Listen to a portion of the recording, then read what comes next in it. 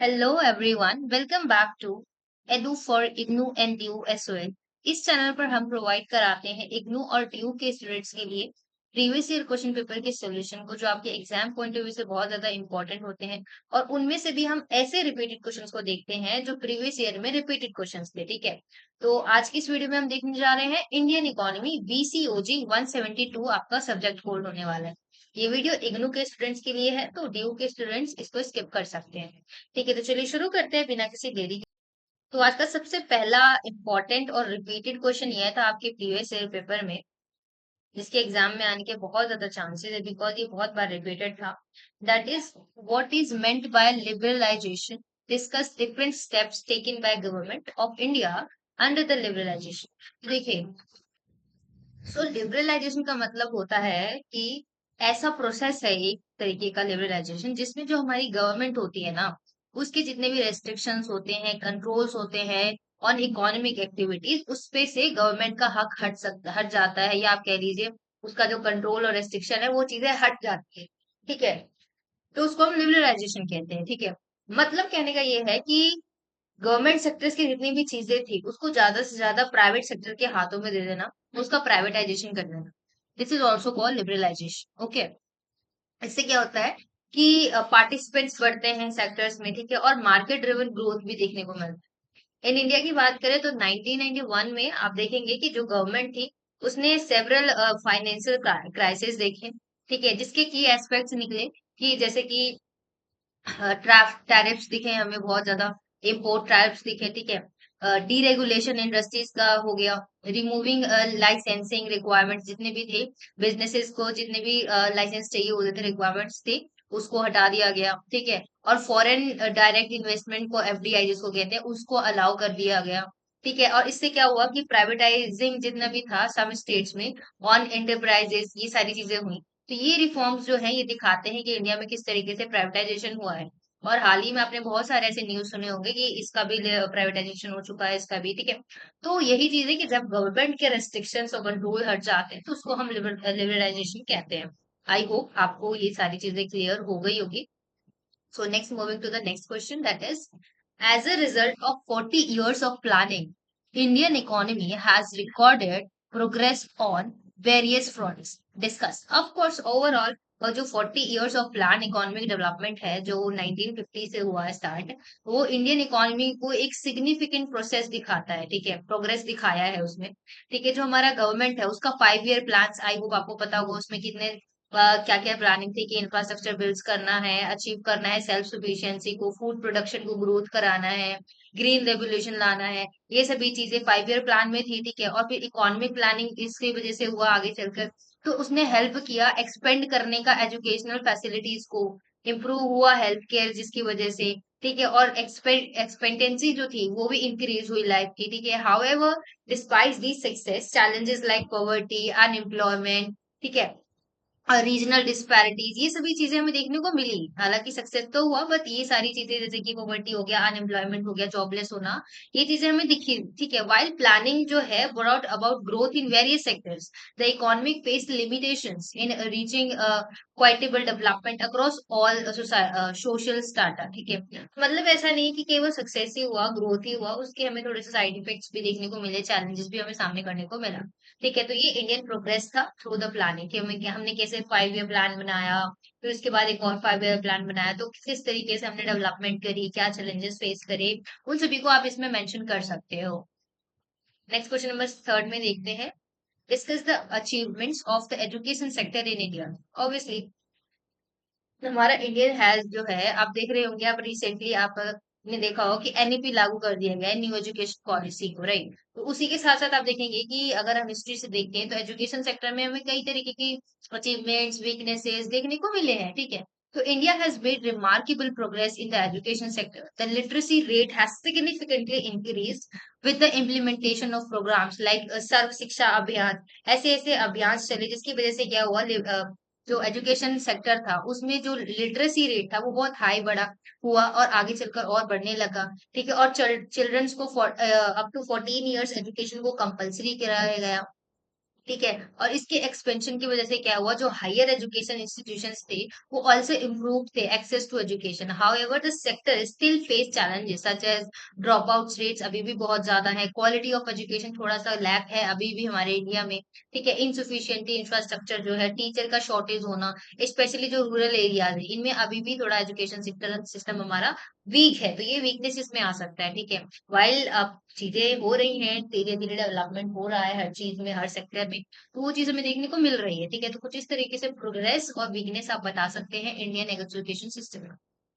Next, moving to the question number 4, that is what the concept of poverty, how is it measured in India, what are the causes of poverty in India.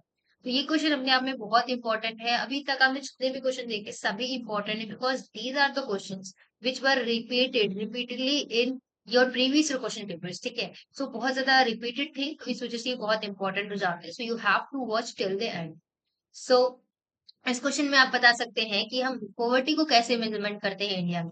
तो एक तरीके का ये condition होता है जहाँ पे people, जो लोग होते हैं उनका एक सफिशिएंट इनकम जो होता है, जिससे बेसिक नीड्स होते हैं जैसे कि फूड, क्लोथ, शेल्टर, इन सभी चीज का अगर नहीं फुलफिल हो पाता है तो वो एक तरीके के पॉवर्टी लाइन में आते हैं। ठीक है, in India poverty measure using the poverty line, मतलब एक पॉवर्टी लाइन बनाई गई है हमारे इंडिया में जिसके थ्रू हम उसको मापते हैं।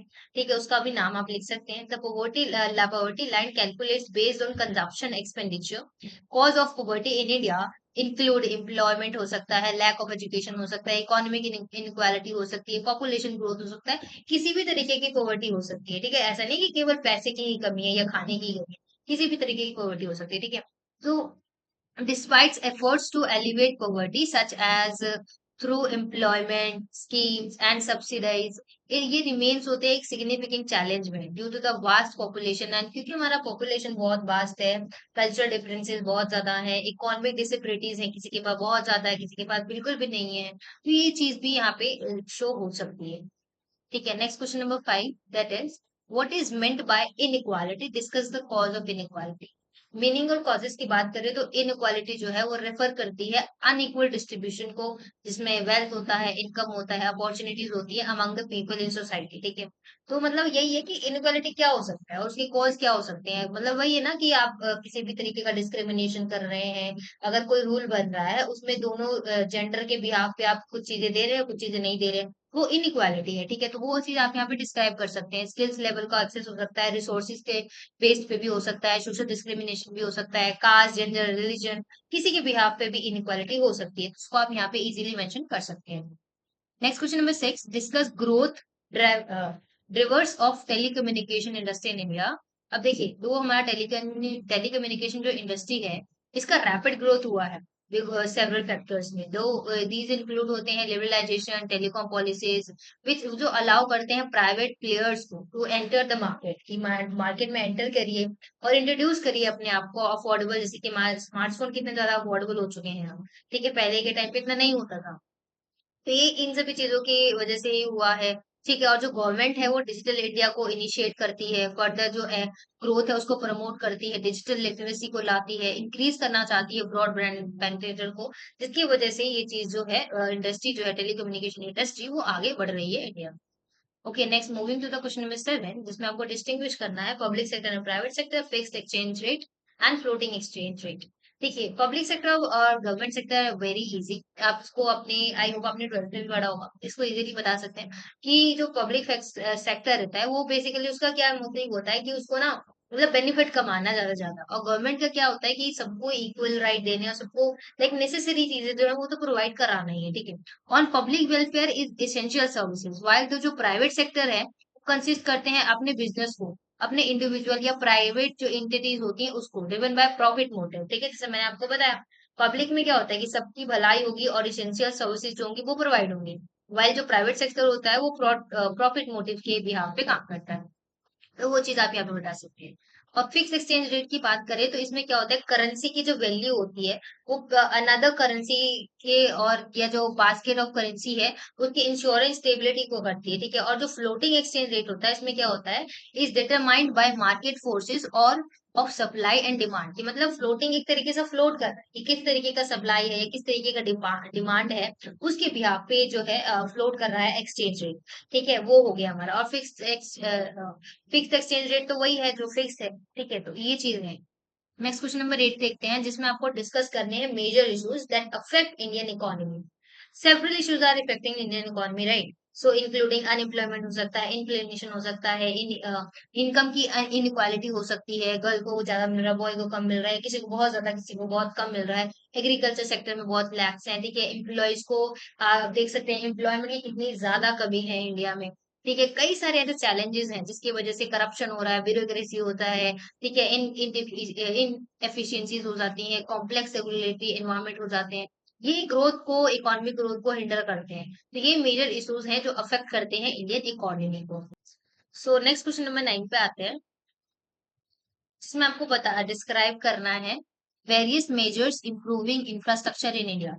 देखिए, आपको मैं यहाँ पे एक चीज बता दूं, आप वीडियो को पॉज करके लाइन बाय लाइन चीजों को लिख सकते हैं। ये बहुत ही इजीली और क्लियर वे में हम यहाँ पे शो कर रहे हैं, बिकॉज इसको बनाने में बहुत ज्यादा टाइम लगता है। सो प्लीज हमें सपोर्ट करिए, तभी हमें मोटिवेशन मिलेगी और आगे चलकर हम आपके लिए और भी वीडियोस लाएंगे। ओके, और आई होप ये सारी वीडियोस आपके लिए हेल्पफुल हो रही होंगी।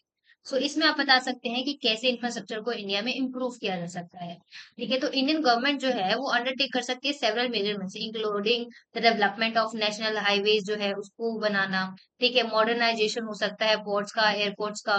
ठीक है, जितने भी हमारे एयरपोर्ट्स है, पोर्ट्स, सॉरी, उनका मॉडर्नाइजेशन किया जा सके। रेलवे नेटवर्क जो है उनका भी एक्सपेंशन बढ़ाया जाए। स्मार्ट सिटी सिटी इसका मिशन बनाया, जैसे गुरुग्राम है बहुत ज्यादा स्मार्ट है, वैसे ही मतलब हर जगह का बेंगलुरु हो गया। तो ऐसे स्मार्ट सिटीज का मिशन बनाया जाए, जिससे भी क्या होगी, डेवलपमेंट होगी। तो गवर्नमेंट जो है ऑल्सो प्रमोट कर सकती है पब्लिक सेक्टर को पार्टनरशिप के बिहाफ पे, पीपीपी के बिहाफ पे, जो अट्रैक्ट करे प्राइवेट इन्वेस्टमेंट्स को और इंफ्रास्ट्रक्चर प्रोडक्ट प्रोजेक्ट्स को भी। गवर्नमेंट जो है आगे बढ़ा सकती है कि अगर गवर्नमेंट से मान लीजिए नहीं भी हो रहा है, तो प्राइवेट सेक्टर को अपने पार्टनरशिप में बना सकती है, और उससे क्या होगा, प्राइवेट सेक्टर के इन्वेस्टमेंट्स आएंगे, उससे इंफ्रास्ट्रक्चर सुधारने में बहुत आसानी हो जाएगी। तो ये चीज गवर्नमेंट कर सकती है। Next question number 10, describe the importance of human resource development and also obviously कि किसी भी इंडस्ट्री में जो एचआरडी होते हैं, ह्यूमन रिसोर्स डेवलपमेंट, ये बहुत इंपॉर्टेंट होते रहते हैं। बिकॉज किसको किस एम्प्लॉय को आना है, एम्प्लॉय को किस तरीके से काम करना है, किसको लाइक फायर करना है, ये सारी चीजें कौन करता है, यही करता है। ठीक है, तो एचआरडी जो होता है crucial improving productivity, innovation and competitive global market होता है। जो इंडिकेटर्स होते हैं जैसे कि एचआरडी जो होते हैं, इंक्लूड होता है लिटरेसी रेट्स को, एजुकेशन लेवल्स को, हेल्थ को, न्यूट्रिशन को, एम्प्लॉयमेंट रेट्स को। ये सभी एचआरडी पॉलिसीज ही फोकस करते हैं on educational, vocational training, health care हो गया, स्किल डेवलपमेंट हो गया, ये सभी चीजें। ठीक है, तो वो एचआरडी पर ही डिपेंड करता है। नेक्स्ट क्वेश्चन नंबर 11 पे आते हैं, जिसमें आपको डिस्कस करने हैं डिफरेंट टाइप्स ऑफ अनएम्प्लॉयमेंट, और उसके साथ इनिशिएटिव जो एम्प्लॉयमेंट के बारे में बताना है। तो आप जैसे फ्रिक्शन अनएम्प्लॉयमेंट होता है, इसमें क्या होता है, शॉर्ट टर्म अनएम्प्लॉयमेंट ड्यूरिंग होता है जॉब ट्रांजिशन। ठीक है, स्ट्रक्चरल अनएम्प्लॉयमेंट आप बता सकते हैं, mismatch between skills and job requirements. ठीक है, cyclical unemployment due to economic downturn हो सकता है, seasonal unemployment, jobs tied to seasons like agriculture हो गया। ठीक है, ये सीजनल अनएम्प्लॉयमेंट होता है, क्योंकि एक टाइम पे कृषि होती है, एक टाइम पे नहीं होती है। तो these are the types of unemployment that you can mention in your answer. Okay, और आगे आप बता सकते हैं कि किस तरीके से इंडियन गवर्नमेंट जो है वो लॉन्च करती है इनिशिएटिव, लाइक जो हमारा Mahatma Gandhi national rural employment है, जिसको हम मनरेगा भी कहते हैं। ऐसे ऐसे एक्ट बनाए हैं हमारी गवर्नमेंट ने, ताकि इस तरीके की अनएम्प्लॉयमेंट चीजों को खत्म किया जा सके। स्किल इंडिया मिशन हो गया, ये भी एम्प्लॉयमेंट की एम्प्लॉयबिलिटी जो है उसको इन्हांस करने के लिए ही बनाया गया। ओके, नेक्स्ट क्वेश्चन नंबर 12 पे आते हैं, describe major points of foreign trade policy in India 2015 to 20। Indian की फॉरेन ट्रेड पॉलिसी की बात करें तो ये एम करता है बूस्ट करने के लिए एक्सपोर्ट्स, और इंक्रीज करता है शेयर ऑफ इंडिया की इन ग्लोबल ट्रेड। की पॉइंट्स की बात करें तो इसमें इंक्लूड होते हैं हमारे मर्चेंडीज एक्सपोर्ट्स फ्रॉम इंडियन स्कीम, जिसको हम MEIS कहते हैं, which offers in initiative for exporting goods. तो हमें इनिशिएटिव देंगे अगर आप गुड्स को एक्सपोर्ट कर रहे हैं। ठीक है, service exports from Indian scheme, इसमें प्रमोट होता है सर्विसेज एक्सपोर्ट्स। ठीक है, ये जो पॉलिसी है ऑल्सो फोकस करती है कि जो हमारा trade infrastructure, sorry trade infrastructure है उसको डेवलप किया जाए, उसको इम्प्रूव किया जा सके। ओके, तो इस तरीके से आप बता सकते हैं। देखिए, अगर आपको ये आंसर्स छोटे लग रहे होंगे तो मैं आपको बता दूं, इन आंसर्स को आपको बिल्कुल एक तरीके से आप कहने हैं दिमाग में बिठा लेना। आपको अपनी स्टार्टिंग में थोड़े से अपने वर्ड्स एड ऑन करने हैं, ठीक है? और कुछ अपने बारे में बताना मतलब अपने तरीके से उस आंसर के बारे में बताना है। फिर ये आंसर मेंशन करना और फिर कंक्लूजन देना है आपने क्या समझा क्या नहीं। तब जाके वो आपका आंसर कंप्लीट होगा और कंक्लूजन और इंट्रो तो वो आप खुद ही देंगे, अदरवाइज सबका तो आंसर सेम ही हो जाएगा ना। So that's why. So what it meant by fiscal policy describe source of revenue of state government. Fiscal policy की बात करें तो ये रेफर करता है use of government spending on taxation to influence the economy, कि टैक्सेशन का spend किस तरीके से हो रहा है गवर्नमेंट के थ्रू इकोनॉमी को इन्फ्लुएंस करने की, वो चीज है यहाँ पे। ठीक है, various tax on goods and services जिसको हम जीएसटी कहते हैं, एक्साइज ड्यूटी होता है, स्टैम्प ड्यूटी होता है, लैंड रिवेन्यू होता है, नॉन टैक्स रिवेन्यू जैसे कि fees, fines, profit forms, state owned enterprises, ये सभी चीजें आ सकती हैं। Next moving to the question number 40।